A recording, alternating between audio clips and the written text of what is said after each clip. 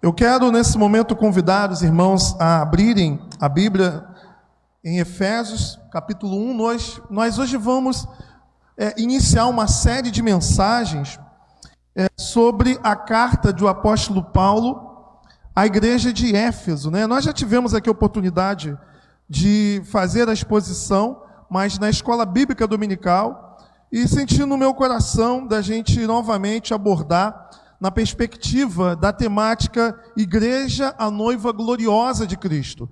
Nós temos já trabalhado às quintas o estudo sobre o que é a igreja, e nós vamos ter esse ping-pong aí, né, de quinta e domingo, falando sobre o mesmo tema, né? Quinta-feira nós abordamos a essência da igreja, o que é a igreja, e nesse formato aqui de sermão, aos domingos, também vamos falar um pouquinho sobre a igreja do Senhor. Nós vamos dar uma pausa no lecionário que nós trabalhamos, vamos fazer aqui a exposição, e no final nós retornaremos ao calendário. O calendário a gente sempre usa, né? Mas o lecionário, que são os textos que geralmente usamos aos domingos, nós vamos dar um tempo para poder abordar aqui esse assunto que é a questão da igreja do Senhor.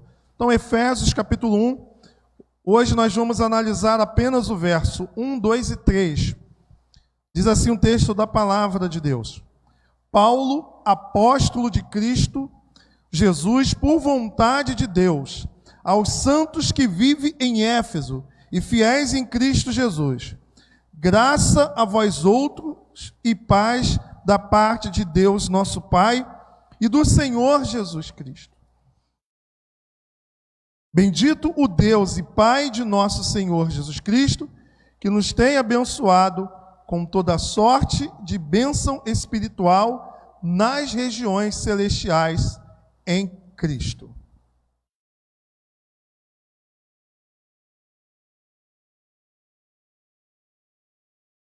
Meus irmãos, esta é uma das epístolas conhecida como epístolas da prisão, juntamente com Colossenses, com Filipenses e Filemão, escrita por Paulo por ocasião à prisão.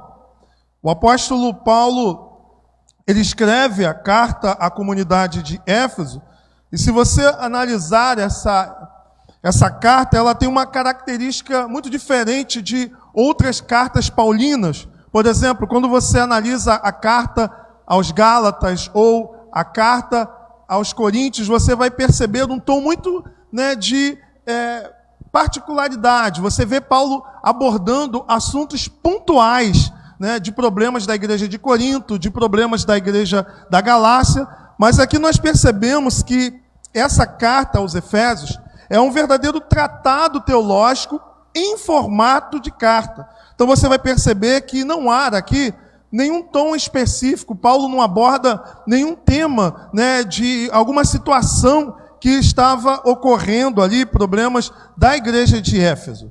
Então é uma carta geral, escrita por apóstolo Paulo por ocasião à sua prisão, e uma carta destinada às igrejas da Ásia Menor. É importante olhar aqui numa questão que aparece nos documentos mais antigos, e manuscritos mais antigos e manuscritos confiáveis, que nessa expressão aqui, peço que os irmãos mantenham a Bíblia aberta, que diz assim: aos santos que vivem em Éfeso. Alguns manuscritos antigos a palavra Éfeso não aparece.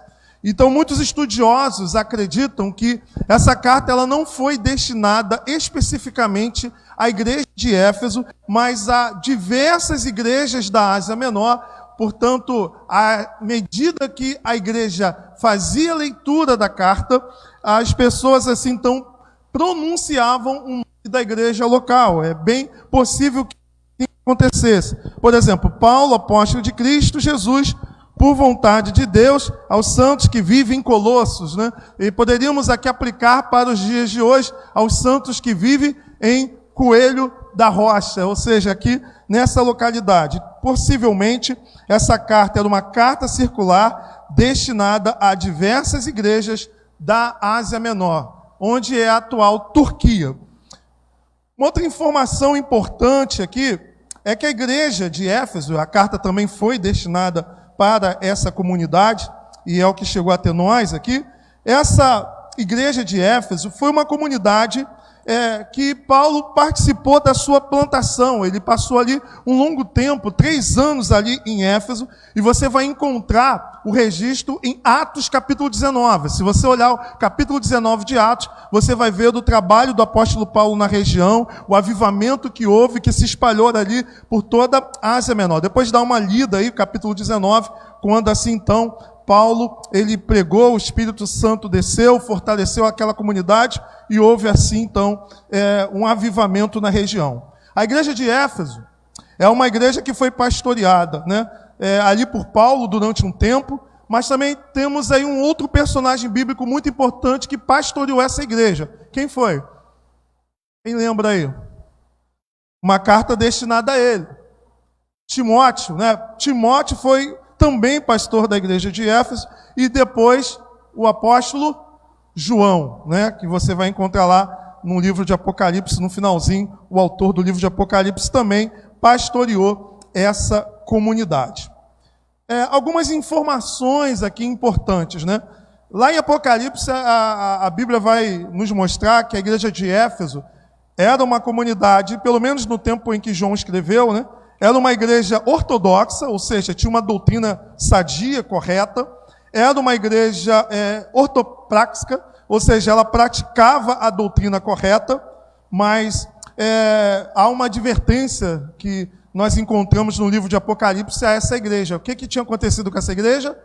Ela havia abandonado o primeiro amor. Mesmo uma igreja, né, que tem uma doutrina correta, mesmo uma igreja que ela é ativa nos seus trabalhos, ela pode, de alguma maneira, estar pecando em não ter aquele fervor inicial quando ela foi plantada.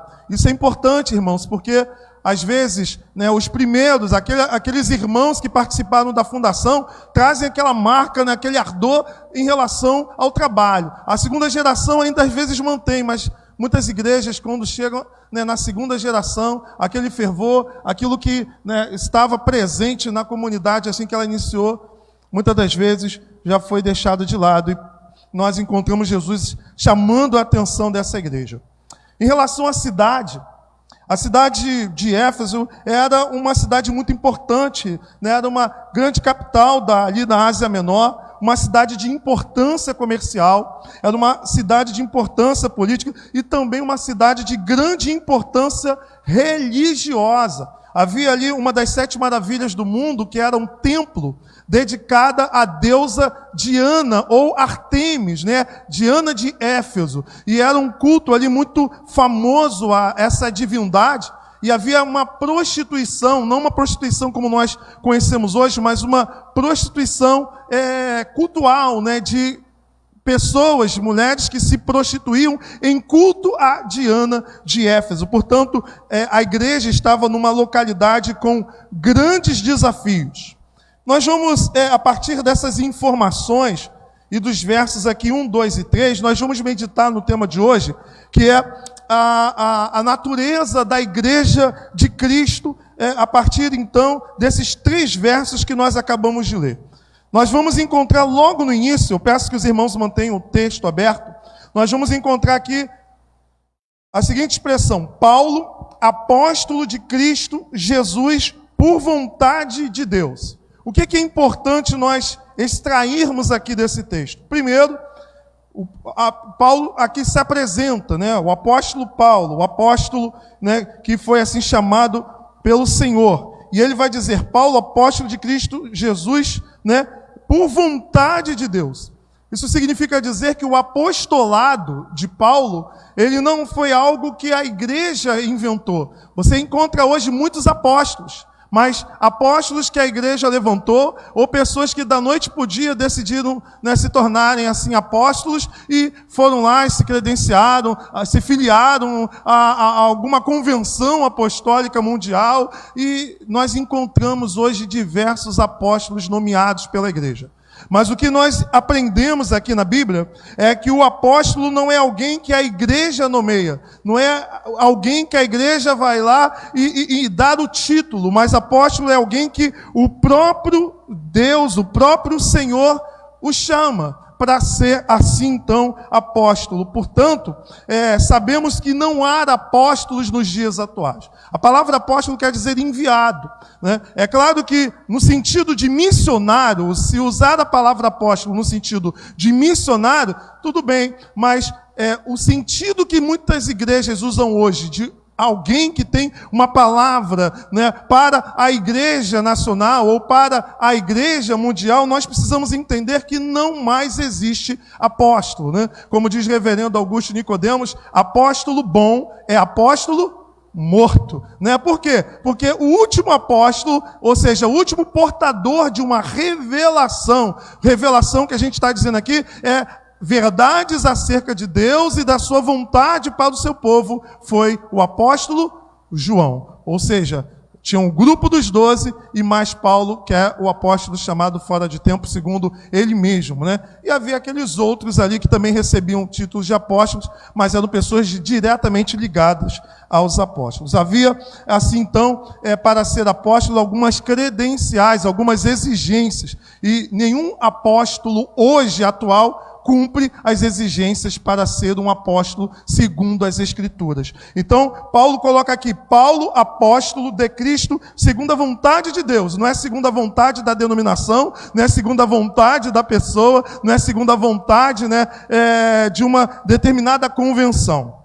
E aí nós podemos avançar aqui. O texto diz, Paulo, apóstolo de Cristo Jesus, por vontade de Deus. E aqui nós vamos encontrar o primeiro ponto da nossa reflexão. A natureza da igreja de Cristo. A igreja de Cristo é uma igreja local. É uma igreja local. O texto vai dizer, por vontade de Deus, aos santos que vivem... Quem está escrito? Em Éfeso. Aos santos que vivem em Éfeso. E aí quando nós falamos de santo, santo aqui não é alguém que foi canonizado pela igreja porque chegou a atingir um grau de perfeição. Santo aqui são todos os batizados, todos os cristãos, todos que fazem parte da igreja, são chamados de santos. E aqui é importante nós observarmos que existem duas questões que precisamos ter em mente. A primeira é de que há uma característica do santo que é alguém que tem uma posição, no sentido de que cada um de nós que fomos batizados, que temos Cristo como Senhor e Salvador, nós somos santos porque a palavra santo quer dizer separado, quer dizer o quê? Consagrado. Ou seja, Deus nos separou, nos tirou da vida que nós tínhamos antes, da vida de pecado, de vivermos para nós mesmos, para formar uma assembleia, uma eclésia, uma igreja. A palavra igreja, irmãos, é uma palavra grega chamada eclésia. E essa palavra, ela é tirada do mundo antigo, da Grécia Antiga, porque eclésia significava pessoas que eram chamadas de suas casas para compor uma assembleia, mas não era uma assembleia religiosa. Era uma assembleia de cidadãos atenienses, de pessoas que eram cidadãs e que elas faziam parte, né, tinham essa cidadania e exerciam essa cidadania formando uma assembleia, no sentido de que elas se reuniam para tomar decisões para a vida pública. A palavra, então, eclésia, ela é aplicada para a igreja, não no sentido missionário. Tem muita gente que diz assim, não, a igreja é chamada para fora. Claro que a igreja é chamada para fora, mas a palavra eclésia não quer dizer isso. A palavra eclésia quer dizer, a gente está até falando isso hoje na escola bíblica dominical, né? Quer dizer, chamados para fora do pecado, chamados para fora da vida que outrora vivia para compor uma assembleia não ateniense para discutir política, mas uma assembleia de Deus. Tudo bem? Então, o santo, ele é santo porque o Senhor o separou, porque o Senhor o consagrou, o tirou da vida que vivia antes. Saímos do reino das trevas e agora nós participamos do reino de luz, né? O reino do Senhor. Mas existe um outro aspecto da palavra santo, que é o aspecto processual. Então vamos lá, o primeiro aspecto é o aspecto posicional. O que é posicional? Todos nós somos santos. Por quê? Somos cristãos e somos o quê? Batizados. Mas o aspecto posicional significa que todos nós estamos buscando a santificação. A Bíblia diz que buscai a santificação sem o qual ninguém o quê? Verá o Senhor. Então a santificação ela é processual, no sentido de que há uma graça em nós. E essa graça trabalha em nós nos tornando, ou deveríamos nos tornar, diariamente mais parecido com Jesus. Então o que é ser santo? Ser santo é ser parecido com Cristo. Então a santificação tem a ver com a luta. A santificação tem a ver com nós vencermos o poder do pecado sobre nós. Santificação tem a ver com diariamente nós nos libertarmos das manias, dos vícios da nossa velha natureza para nos tornarmos cada vez mais livres em Deus, livres no Senhor. Portanto, a santificação, ela é posicional, mas ela também é processual, porque nós vamos nos tornando santos. Há um outro aspecto aqui, que é o aspecto da igreja local. Aos santos que vivem em Éfeso. Ou seja, a carta, então, ela é destinada a igrejas locais, comunidades que existem dentro de uma determinada região. E se vive dentro de uma determinada região, essa igreja ela tem desafios locais. Foi por isso que eu comecei aqui a mensagem falando de alguns aspectos da cidade de Éfeso. Para quê? Para entender que a igreja ela não é algo etéreo, não é algo só no sentido espiritual. A igreja é uma comunidade local, onde o santo ele precisa viver a sua santidade numa comunidade caída e mergulhada em pecado, que tem desafios, que tem necessidades e que a igreja precisa ser relevante. É como Isaías naquela visão que tem uma percepção da santidade de Deus, mas ao mesmo tempo ele confessa o seu pecado e confessa que habita juntamente com um povo também pecador. A igreja é uma comunidade local. Como comunidade local, ela é uma instituição que o próprio Cristo fundou, que o próprio Cristo a edificou, onde pessoas se reúnem para adorar o Senhor, para partir o pão, para ministrar a palavra, para ministrar a disciplina. Então essa ideia que algumas pessoas estão trabalhando hoje, desenvolvendo hoje, de que eu sou igreja sozinho, isso não existe. Se a própria palavra igreja quer dizer assembleia, como uma pessoa pode dizer eu sou igreja? A igreja ela é uma comunidade fundada por Deus, onde o próprio Deus estabelece aqueles que vão pastorear, aqueles que vão liderar a comunidade. E se há liderança presente ali, existe um corpo, ou existem membros que precisam receber aquilo que a liderança tem como missão. Por exemplo, a palavra ela precisa ser ministrada, o batismo precisa ser ministrado. Como uma pessoa dentro de casa, sozinha, vai ser igreja? Ela vai pregar para ela mesma? Ela vai se batizar? Ela vai fazer ceia? Ela mesma vai lá e consagra, parte o pão e come? Percebe que não há lugar para desigrejado. Claro, há lugar. Ele pode vir para cá, ser membro aqui, Coelho da Rocha, Rua da Prata, 553, se estiver assistindo. O que não há lugar é para acreditar que igreja somos nós, no sentido de indivíduos. Igreja é corpo de Cristo, é assembleia que se reúne no determinado lugar em que a palavra é ministrada e que os sacramentos são ministrados e em que também a disciplina é ministrada. A teologia reformada coloca como as marcas da verdadeira igreja: ministração fiel da palavra, administração correta dos sacramentos e disciplina. Eu duvido, alguém que se diz igreja, se tiver em pecado, fazendo alguma coisa que está em falta, eu duvido se ele vai se disciplinar. Você já viu alguém se autodisciplinando? Eu vou me autodisciplinar aqui, eu vou... É claro, meus irmãos, que é na comunidade dos santos em que o faltoso em amor precisa ser do quê? Corrigido. E é na comunidade dos santos que o faltoso, o impenitente, ele receberá o quê? A excomunhão. É o que está nas Escrituras. Igreja é uma comunidade local. É uma instituição local com pessoas que foram revestidas de autoridade, conforme a própria Bíblia nos revela. Uns pastores, outros diáconos. Existem mestres, pessoas com dom de ensino, é onde o Senhor distribui dons para que um possa edificar o outro. Não são dons para que possamos nos autopromovermos, não são dons para que possamos aparecer, mas são dons para que o outro possa ser abençoado e edificado através da minha vida. Portanto, a igreja, de fato, precisa ser uma comunidade local em que pessoas se reúnem em um determinado lugar para cumprir o chamado de Deus. Ide por todo mundo, pregai o evangelho, batizando, ensinando. Quem é que vai fazer isso? É o governo que vai fazer isso? É o exército que vai fazer isso? São as forças armadas? São as ONGs sociais? Quem que tem autoridade para pregar, para batizar? É a igreja. É a igreja.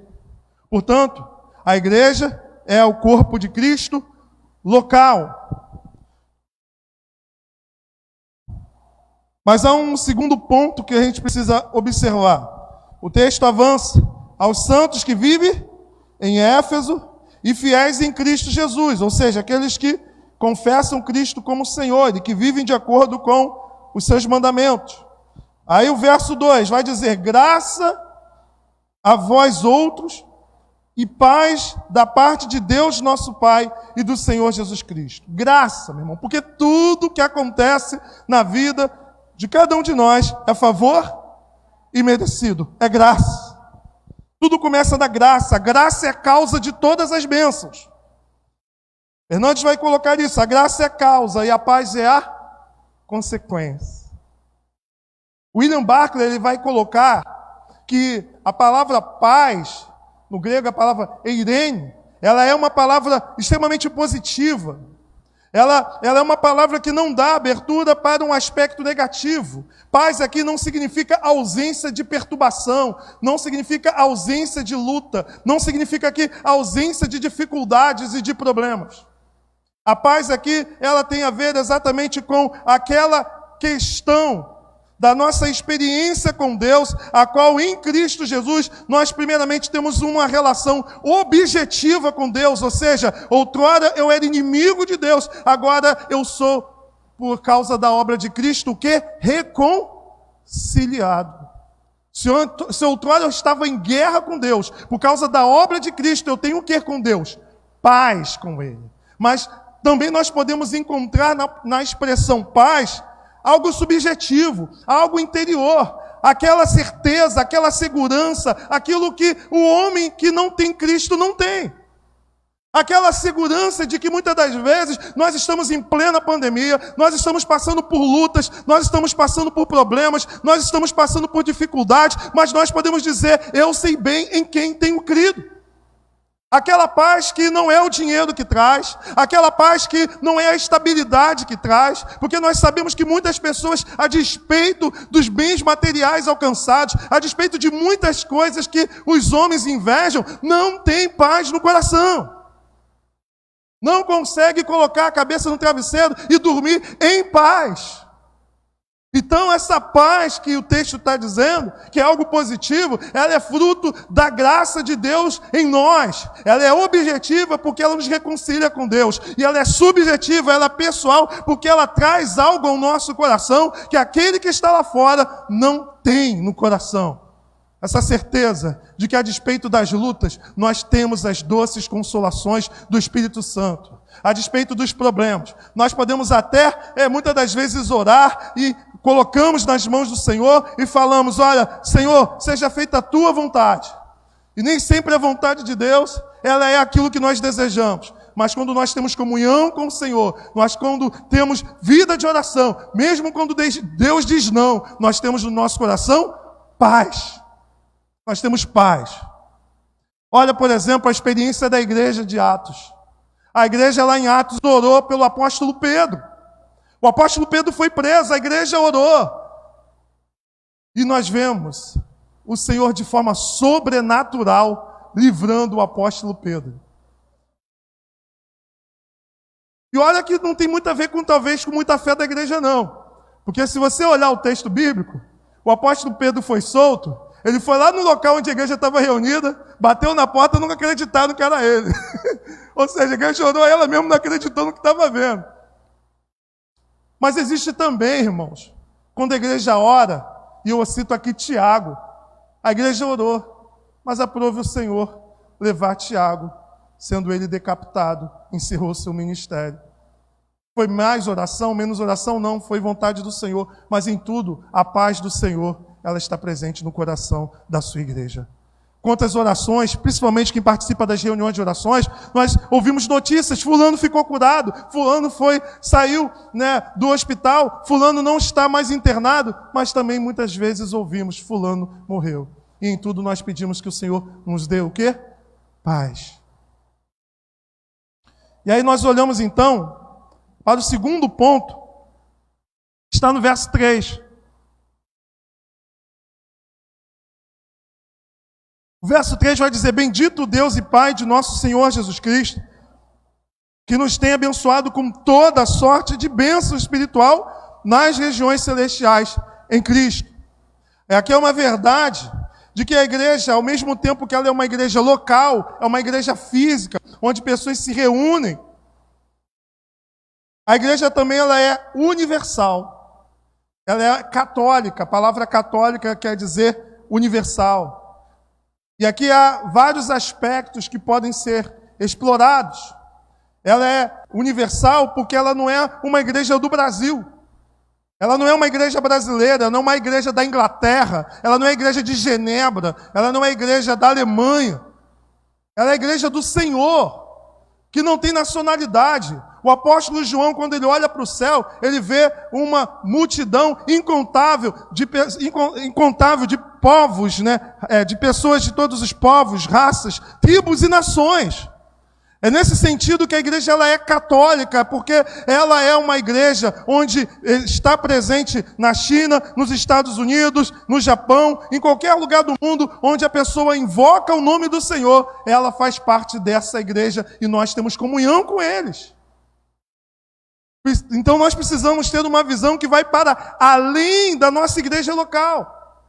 Nós estamos aqui em Coelho da Rocha, somos igreja presbiteriana, temos a nossa identidade, mas nós precisamos entender que a identidade maior que nós temos é pertencer à igreja do Senhor. E nesse sentido, as nossas diferenças elas são reais, elas existem, mas o que nos une como igreja é muito maior do que as diferenças que existem entre as denominações.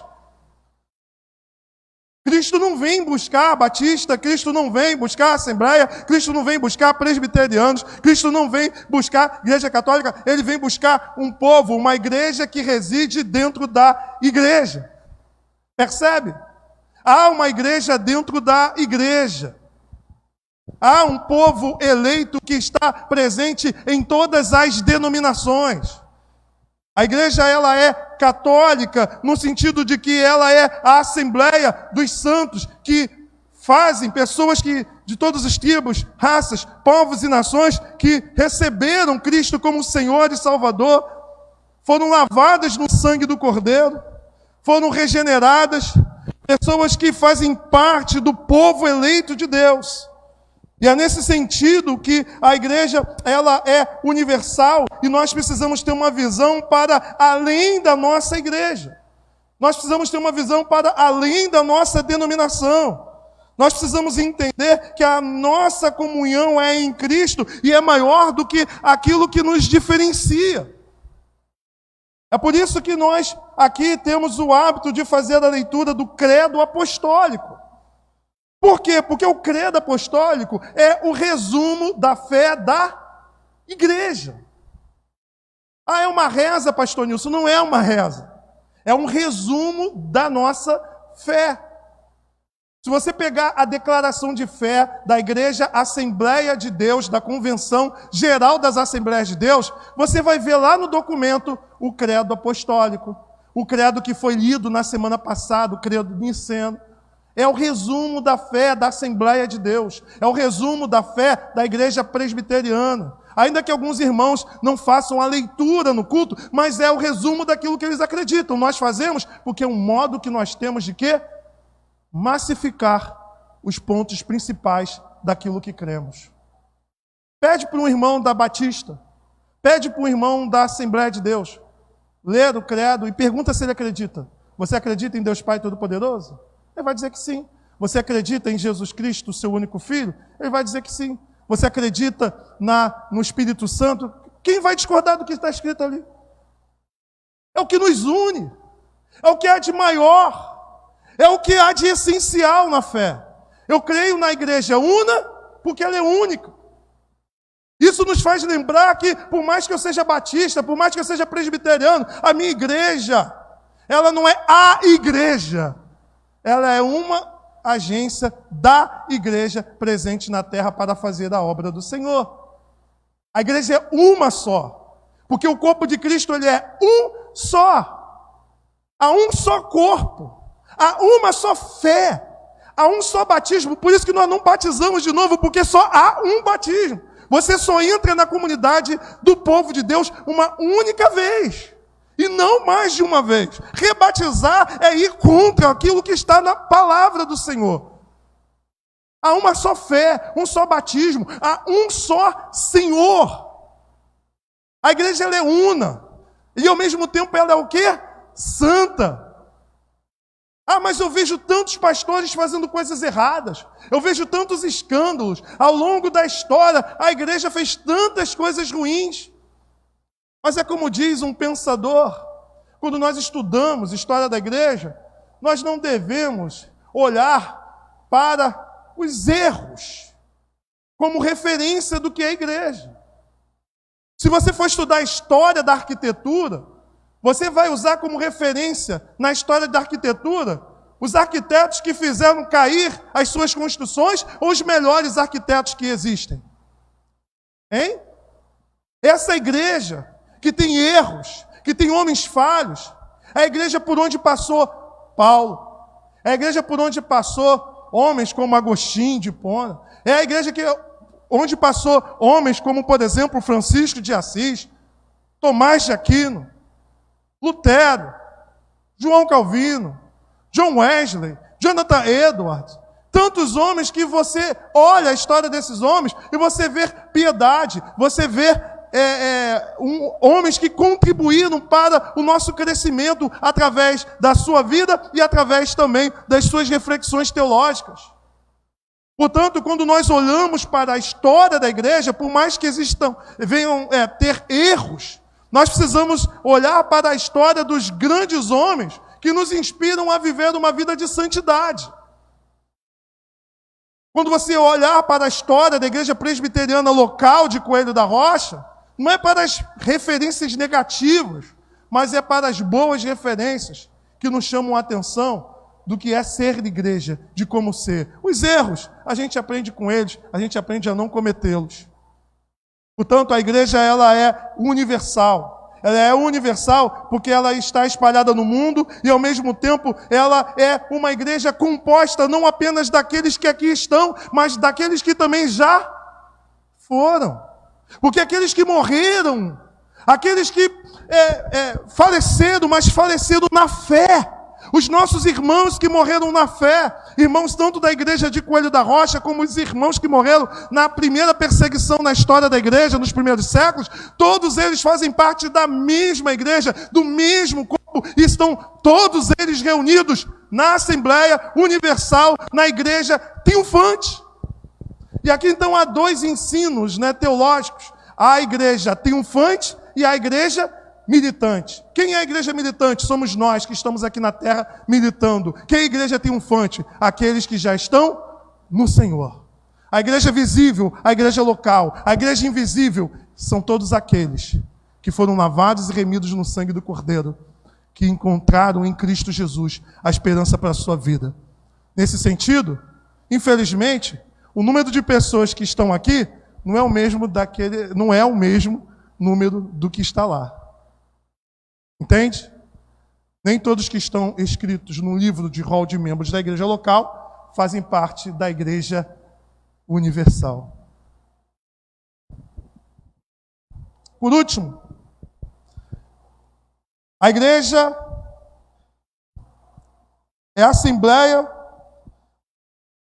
revestida de autoridade e tem todos os instrumentos para cumprir a sua missão. Bendito Deus Pai de nosso Senhor Jesus Cristo, que nos tem abençoado com toda sorte de bênção espiritual. Nós cantamos aqui, porque esse texto, principalmente na semana que vem, nós vamos olhar aqui a Trindade atuando diretamente na salvação. Por isso, glória a Deus, né? Glória a Cristo, glória ao Espírito Santo, porque Ele nos abençoou com toda sorte de bênção espiritual. Isso significa dizer que tudo que a igreja precisa no universo espiritual, ela já tem, ela já recebeu.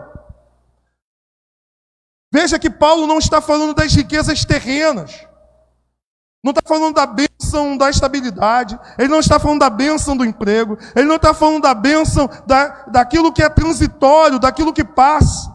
Ele está falando da bênção que é para a eternidade. E olha o quanto nós somos abençoados. Outrora nós estávamos no mundo. Outrora nós vivíamos uma vida errante. Outrora nós vivíamos uma vida de pecado. Mas em algum momento, o Espírito Santo nos tocou. E ao nos tocar, nós passamos a entender o Evangelho. E ao entender o Evangelho, Deus colocou no nosso coração arrependimento. O que é arrependimento? É você sentir dor da sua vida errante, dos seus pecados, tudo aquilo que não agrada a Deus passou a doer em seu coração. Você sentiu vergonha das coisas que você fez no passado, das coisas erradas. Mas não apenas isso, porque se você ficasse só no arrependimento, você ficaria sem solução. Deus não apenas te deu arrependimento, mas Ele também te deu o quê? Fé. Ou seja, você se arrependeu dos seus pecados. E você colocou a sua fé em Cristo. Você correu para Jesus, porque você entendeu que você precisa de salvação. Que se você morrer nessa vida sem Cristo, você vai passar a sua eternidade no inferno. Você entendeu que mais importante de tudo nessa vida não é casamento, não é família, não é estabilidade. Todas essas coisas são importantes, mas o que é de mais importante que ficará para a eternidade é ter a salvação. Portanto, isso só pode ser entendido se o Espírito Santo lhe tocar. E se o Espírito Santo lhe tocou, você se arrependeu, você colocou fé. Arrependimento mais fé é igual a conversão. Você se converteu.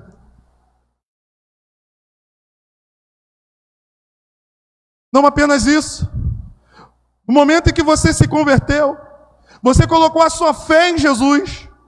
Isso significa dizer que agora você entende que precisa de um Salvador, que a lei do Senhor você não consegue cumprir. Deus te criou para que você pudesse expressar quem de fato Ele é, mas você percebe que você é pecador e não consegue ser perfeito. E aí então você colocou a sua fé em Jesus, porque Cristo foi perfeito, Ele cumpriu a lei em seu lugar. E aí então, ao confiar em Jesus, ao depositar a sua fé em Jesus, ao você colocar toda a sua esperança em Jesus, você foi justificado. Ou seja, Deus olha para você e não mais te vê como condenado. Deus olha para você e não mais te vê como um devedor. Deus olha para você e não te vê mais como alguém que será punido para toda a eternidade, porque você pôs a sua fé, pôs a sua confiança em Jesus e recebeu a salvação. Isso se chama justificação. E uma vez que o Espírito Santo te tocou, te justificou, você foi separado por Deus para uma vida nova.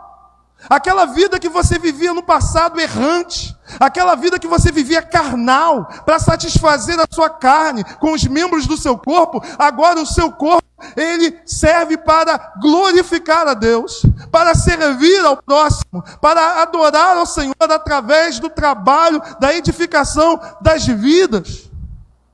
Portanto, O Senhor te separou e você está num processo que nós chamamos de santificação. Isso não significa dizer que você busca ser perfeito com seus próprios esforços, sem a ajuda de Deus, não. Há uma graça de Deus que te capacita a vencer o pecado. Se você é fofoqueiro, há uma graça de Deus que te ajuda a segurar a sua língua. Se você é alguém promíscuo ou vivia uma vida de promiscuidade, há uma graça de Deus que te ajuda a se libertar disso. Se você é alguém preso em vícios, há uma graça de Deus. Existem bênçãos do Senhor que te possibilita, que te capacita a viver uma vida diferente, uma vida liberta, uma vida diferente daquela que outrora você vivia. Santificação é o quê? É o poder do pecado que ainda está presente em nós, mesmo depois da nossa conversão, não mais exerce domínio. É o poder do pecado sendo diminuído na nossa vida. É mudança de vida. É transformação de caráter. Por isso que a Bíblia diz que aquele que está em Cristo é o quê? Nova criatura. Não é possível que alguém que tem de fato uma vida com Deus viva como não tivesse. Santificação. Mas há uma última bênção que nós ainda não recebemos, que é a glorificação. É quando Cristo voltar e se cumprirá em nós tudo aquilo que o Senhor prometeu, seremos perfeitos em Cristo. Portanto, da nossa conversão até a volta de Cristo, nós estamos num processo que chamamos de santificação. Quando nós nos convertemos, nós fomos batizados com o Espírito Santo. O Senhor nos deu o Espírito Santo, nos inseriu no corpo de Cristo e o Espírito habita em nós.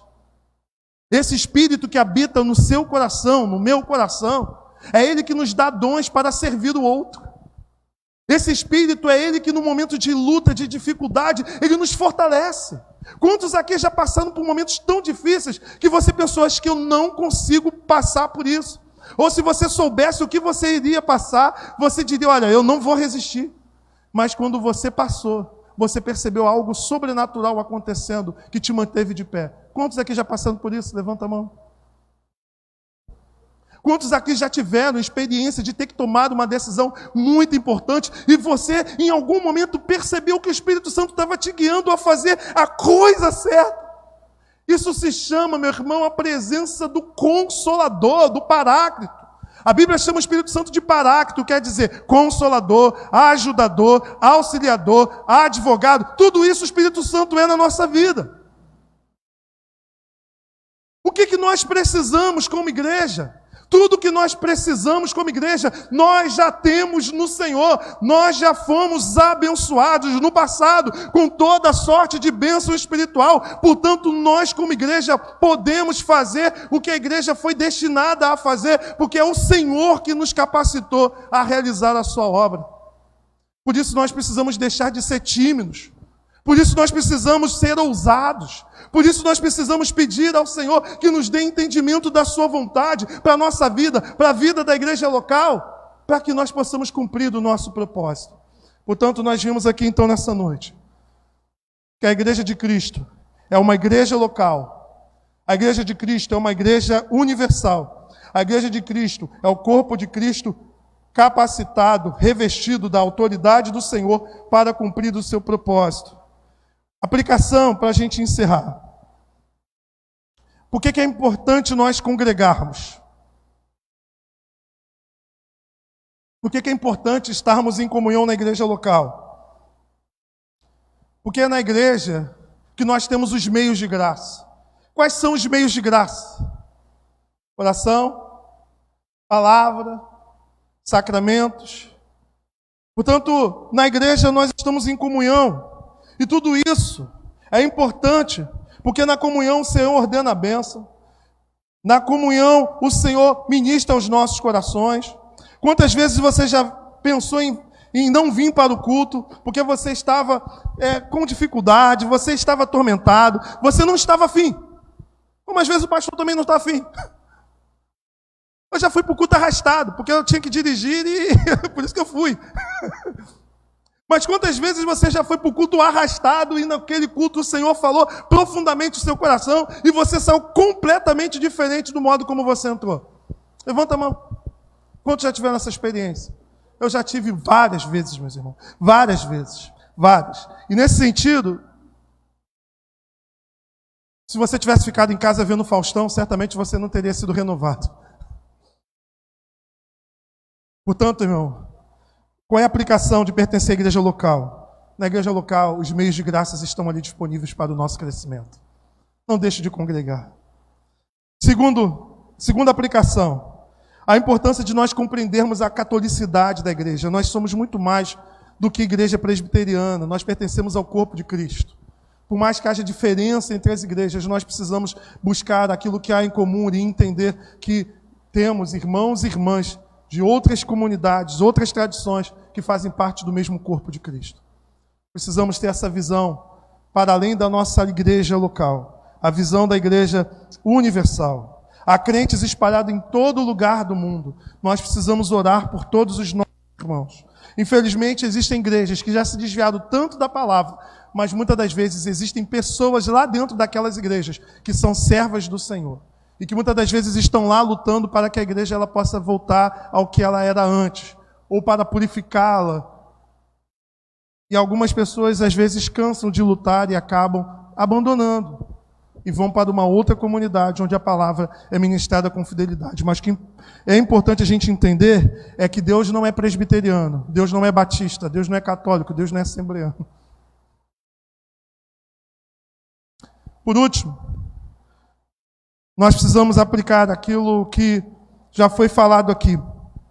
Se Deus nos deu todas as bênçãos necessárias, todas as bênçãos espirituais, na região celestial, ou seja, a igreja, embora ela esteja aqui na terra, ela também está no céu. Se nós já fomos abençoados, nós podemos cumprir o nosso propósito aonde nós estamos, porque é o Senhor que nos dará, é o Senhor que certificará, é o Senhor que respaldará os nossos atos. E aí a gente precisa pensar aos santos que vivem em Éfeso, aos santos que vivem em Coelho da Rocha. Éfeso era uma cidade comercial, era uma cidade com forte idolatria, com prostituição. Mas aqui, Coelho da Rocha tem desafios. Vocês que moram aqui sabem quais são os desafios desse bairro. Sabe o que de fato é mais gritante, que mais te incomoda nesse bairro? O que existe aqui nesse bairro que te incomoda, que você tem uma percepção de que não pode continuar do jeito que está? O que a gente pode fazer para melhorar? O que a igreja ela pode fazer? Como que a igreja pode ser relevante para essas crianças que vivem o dia todo na rua sem fazer nada, perdendo a sua dignidade, cidadania, seus direitos? O que a igreja pode fazer de relevante por elas?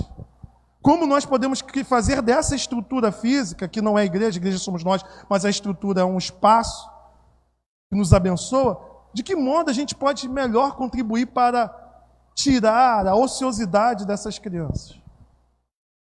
De que modo nós podemos atender a população mais carente da onde nós nos encontramos?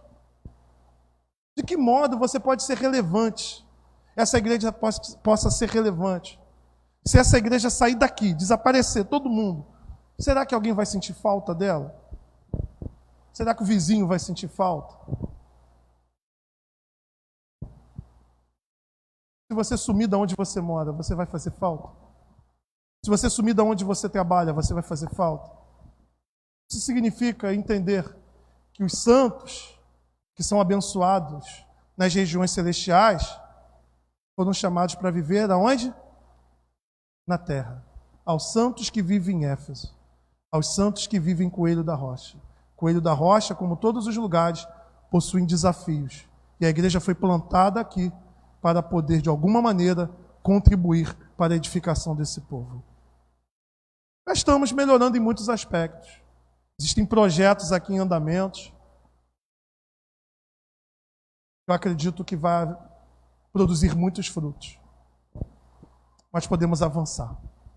Podemos ir para além.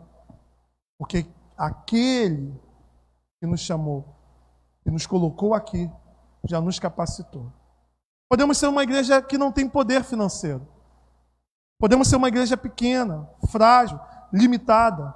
Mas o que há de principal nós já temos. É importante que haja igrejas, megas igrejas. É importante. Porque essas megas igrejas são muitas vezes elas que vão financiar a plantação de outras igrejas, o trabalho missionário, congressos que vão abençoar líderes. Mas e as pequenas igrejas? Não é porque nós temos pouco recurso que nós vamos fazer como aquela pessoa na parábola do talento. Nós vamos fazer o quê? Enterrar. Não, meu irmão. Não. Tem uma das igrejas do Apocalipse que ela é apontada como sendo pobre, mas ela era rica. E há uma outra igreja em Apocalipse que era rica financeiramente, mas o Senhor fala que ela era pobre.